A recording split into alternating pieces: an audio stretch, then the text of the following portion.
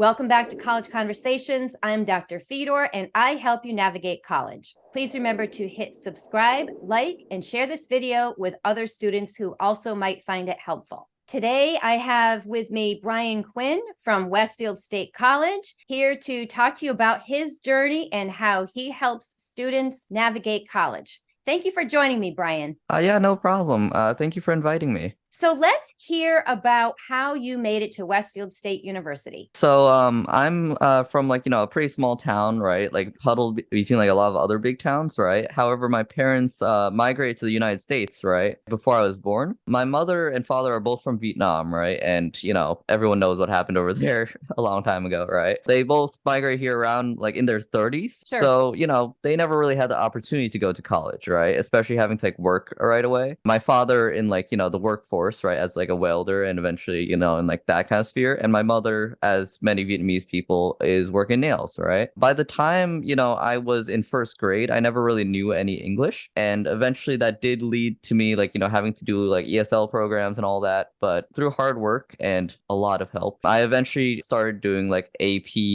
AP English and everything, as well as in high school, right? Just being pretty dang good at it. I became a writer, and eventually in college, right now I'm a English minor. It's not my main focus of study, of course, but I think I did pretty good for myself there. That's so inspiring that you learned English and now you're a tutor and you did AP English and so forth. What advice do you have for first year college students? A lot of it is really just taking advantage of the resources I had at hand, right? My college, of course, providing a lot of them. And even in high school, I took advantage of a lot of them as well. In my college, for example, right, we have like a tutoring program, right? If you're like falling behind, for absolutely free of cost, by the way. Not all colleges will have that, but many will. Look into it. There's also like other resources. For example, orientation, crazy useful. A lot of people just kind of zone that one out. Right. But a lot of time they do tell you like really important information here and there. There's a lot of other resources as well. For example, there's like a specific math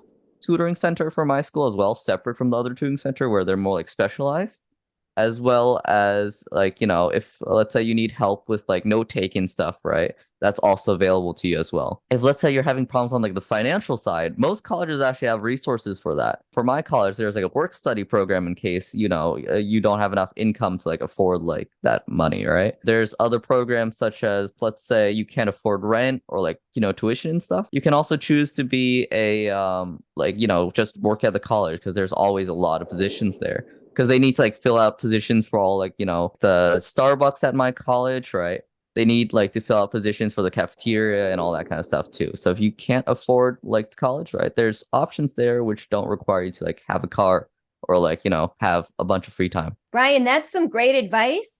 And I like the don't blow off orientation advice, because it sounds like, oh, that's optional. I don't need to do that. I'll go to work or do something else instead. But there's a lot of useful advice given out at orientation. Yeah, there's a lot of advice I wish I took a bit more seriously, right? And I'm sure there's a lot of advice people missed as well during orientation. Is there any advice that you wish you had taken more seriously? I think one of the advices I probably should have taken more seriously is just hearing from my seniors how serious my course of study would be. Because I'm a computer science major, and it's not the hardest course ever. That's probably nurses and doctors and stuff, right?